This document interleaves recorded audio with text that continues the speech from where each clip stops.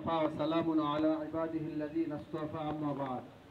আল্লাহ রাব্বুল আলামিনের দরবারে অসংখ্য অগণিত শুকরিয়া যে রব্বে কারীম আজকে আমাদেরকে শাহজালাল ইসলামী ব্যাংক সৌজন্যে মরলপাড়া সুলাইমানিয়া মাদ্রাসা ও এতিমখানায় ফলজ ও বনজ বৃক্ষরোপণ কর্মসূচি 2024 উদযাপিত হচ্ছে।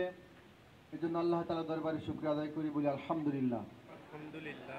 আমরা আজকের এই বৃক্ষরোপণ কর্মসূচি উপলক্ষে আমাদের মঞ্চ উপবিষ্ট আছেন আমাদের মাওনা চৌরাস্তা শাহজালাল ইসলাম ব্যাংক শাখার সম্মানিত ম্যানেজার স্যার এবং উনি একই সাথে অ্যাসিস্ট্যান্ট ভাইস প্রেসিডেন্ট শাহজালাল ইসলাম ব্যাংক বাংলাদেশ লিমিটেড পিএলসি, এবং মঞ্চ উপবিষ্ট আছেন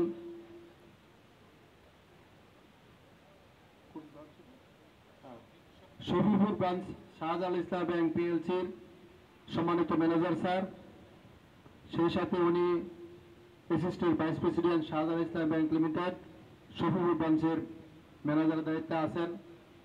আমরা সেই সাথে উপবিষ্ট আছেন মহানগর চৌরাস্তা শাখার আরও কয়েকজন কর্মকর্তাবৃন্দ।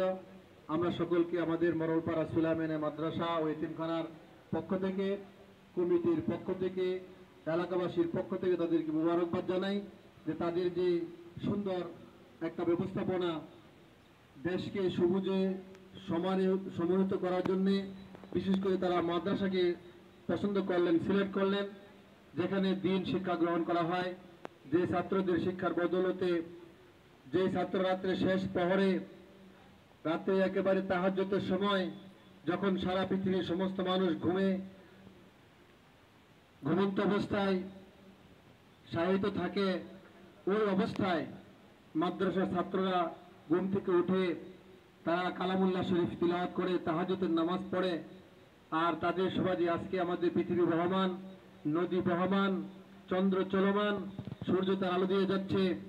আর এই সমস্ত ছাত্র এবং মাদ্রাসাকে উপলক্ষ করে তারা বৃক্ষরোপণ কর্মসূচি আমাদের মাদ্রাসায় দিয়েছে। এর জন্য আমরা আবারও আমাদের পক্ষ থেকে, শিক্ষকদের পক্ষ থেকে, কমিটির পক্ষ থেকে, সেই সাথে এলাকাবাসীর পক্ষ থেকে, মরলবাড়িবাসীর পক্ষ থেকে তাদেরকে আবারও মোবারকবাদ জানাই।